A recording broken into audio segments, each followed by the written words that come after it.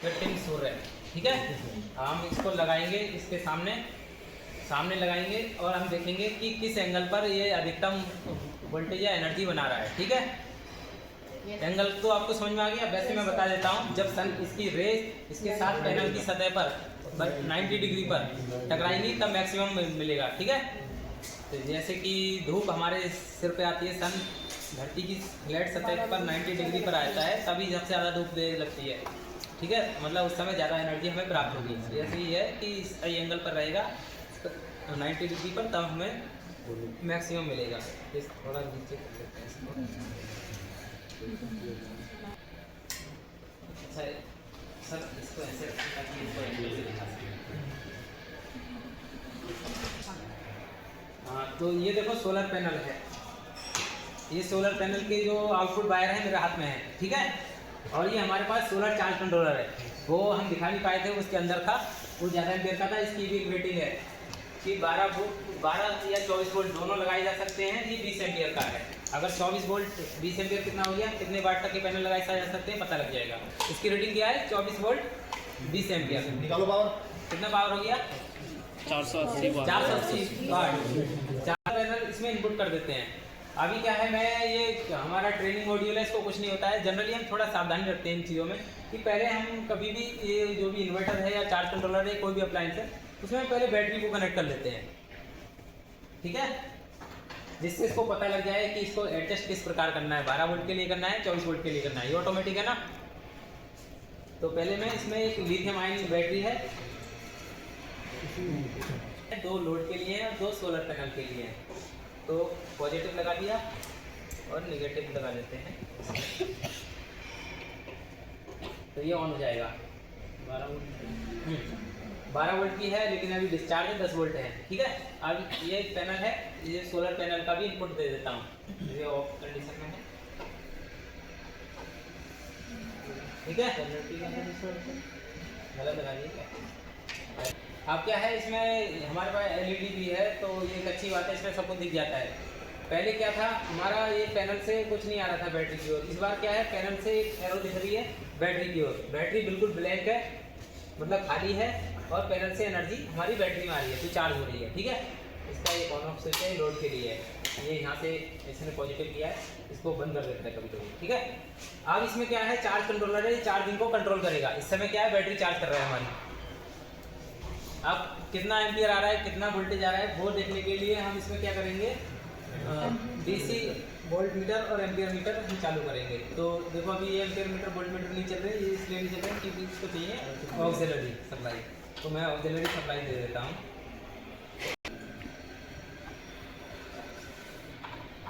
Metre होती है, हाँ।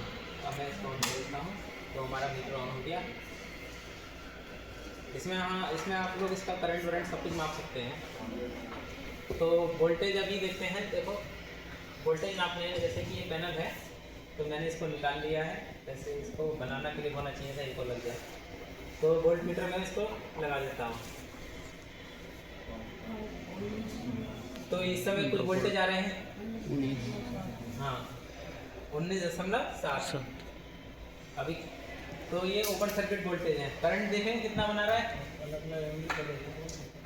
एंगल पर, हाँ। तो देखो अभी 90 डिग्री पर है, इसको मैं इसके सापेक्ष बिल्कुल झुका देता हूँ, ये और नीचे जाएगा। मैक्सिमम लिमिट आ गई।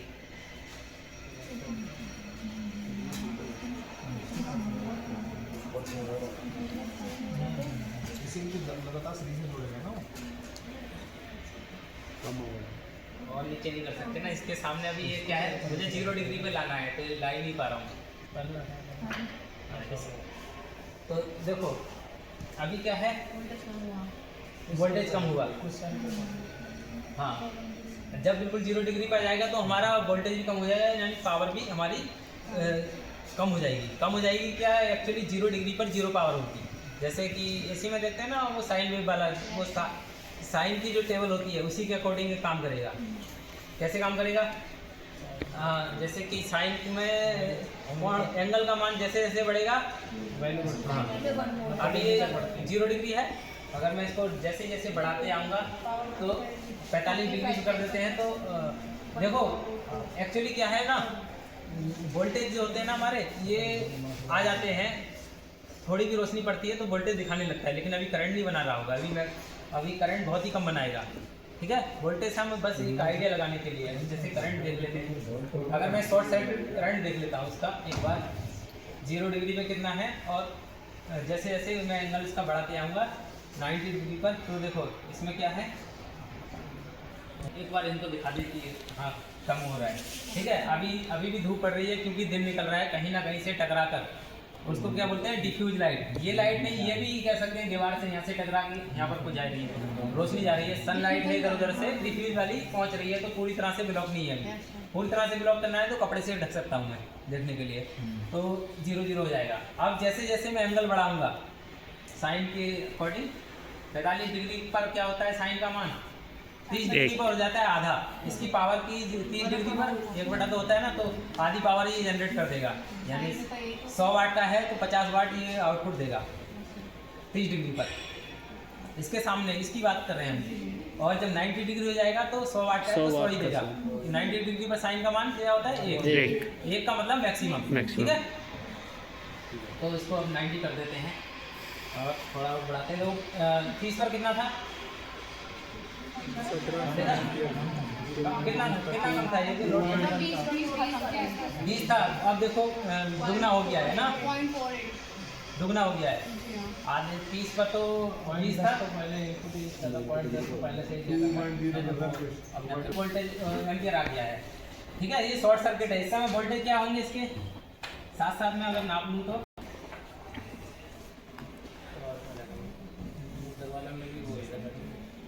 करंट कोई जा नहीं रहा है, और शॉर्ट कर देता हूँ मैं, वो 0 हो जाएगा ऊपर वाला। और करंट इस समय शॉर्ट है, शॉर्ट का मतलब मैक्सिमम करंट, हाँ मैक्सिमम करंट है। अभी जो है इसमें आपने क्या, कितना एम्पियर है इसका करंट, 6 एम्पियर है ना, नहीं बना रहा है, क्यों, ये सूरज नहीं है, आर्टिफिशियल लाइट है। ये 6 एम्पियर तब बनाएगा, ये उसको होती है स्टैंडर्ड टेस्ट कंडीशन, उसको बोलते हैं STC। तो उसका मतलब ये है कि उस समय STC का मतलब सोलर के लिए STC का मतलब है कि इस पर जो इंसुलेशन है, एनर्जी जो पड़ रही है इसकी, मतलब रेडिएशन जो पड़ रही है, उसका मान होना चाहिए 1000 वाट प्रति मीटर स्क्वायर। हाँ उतना नहीं मिल रहा है। और इसका टेम्परेचर 25 डिग्री होना चाहिए, ज़्यादा हो जाएगा तब भी नहीं बनाएगा। अभी क्या करते हैं, अभी नहीं मिल पा रहा होगा, वैसे हमारे पास एक वो भी है मीटर इसका, तो हीट हो गई ना, टेम्परेचर 25। देखो एक बार और वोल्टेज, इसके वोल्टेज को चेक करते हैं एक बार। शॉर्ट हटा देते हैं, 20 है, और पास जाए इसके क्या होगा, नहीं बढ़नी नहीं चाहिए, वैसे थ्योरी जो कहती है कि घट जाता है। अब कोई सेल खत्म हो जाएगा, हाँ हुआ, अरे अभी तो 20 है ना, 20 है, मैं पास जाता हूँ बस खट्टे मुझे फुकते हुए देखना। हमने ये पाया कि अधिक टेम्परेचर होने से इसकी एफिशिएंसी घटती है, ठीक है। और बहुत से लोगों का, अधिकांश लोगों का, आम लोगों का ये मानना होता है कि ये सोलर पैनल है, जितनी गर्मी मिलेगी उतना ज़्यादा बनाएगा। अब उनको ये आपसे भी पूछा जाएगा भविष्य में कि उनको, आम व्यक्ति को उनको इतना जानकारी नहीं होती है ना, वो मानते हैं कि इसको गर्मी पड़ती है, गर्मी मिलती है तभी ये एनर्जी बनाता है, तो ऐसा नहीं है। इसको क्या चाहिए, लाइट चाहिए, फोटोन चाहिए, ठीक है।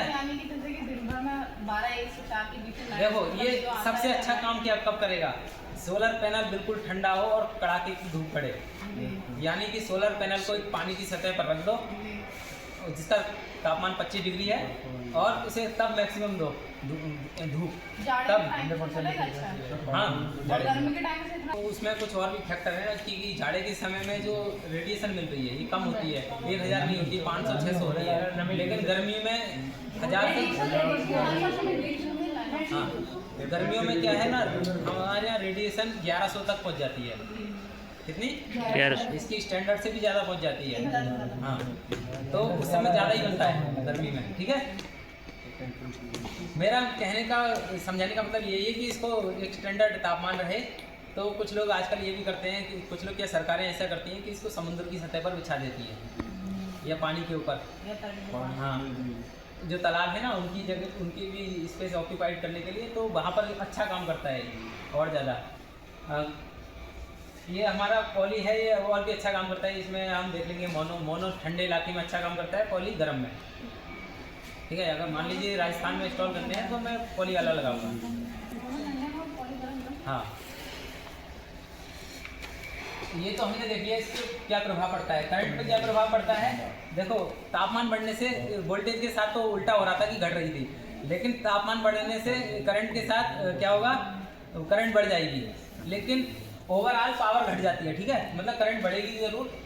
तो इसमें देखेंगे करंट को बढ़ा के अभी 0.62 एम्पियर है।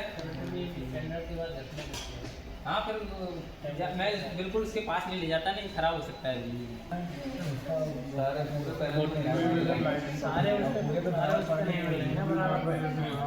सारे सेक्टर बराबर नहीं पड़ रहे ना, सारे सेक्टर एक भी सेल इसमें इनएक्टिव हो गया, सीरीज बनी हुई है तो पूरा हाँ, अगर इसमें पीछे बाईपास क्या हो गया, डीएक्टिवेट हो गया, मतलब एक पर भी छाया आ गई। इसको भी हम देखेंगे, कुछ है काफी उपी क्या प्रभाव पड़ता है, पता लग जाएगा। जैसे ये सेल को मैं ढक लेता हूँ, ठीक है, अभी करंट 68 एम्पियर है, एक सेल को मैं ढक लेता हूँ और तब क्या होगा, देखा था इसमें बाईपास डायोड लगा हुआ तो और थोड़ा ढकिए, बीच में लगाओ, 6.7 बीच की तरफ को लगाओ।